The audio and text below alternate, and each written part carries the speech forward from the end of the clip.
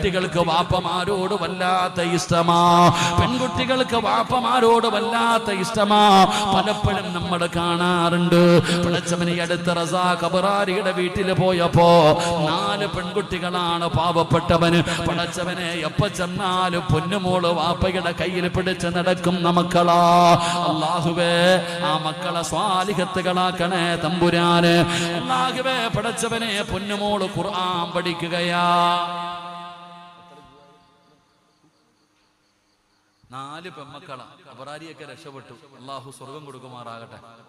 3 പെമ്മക്കളുള്ളവരൊക്കെ ഒന്ന് കൈവക്കിക്കേ. 3 പെൺകുട്ടികളുള്ളവർ കൈവക്കണം.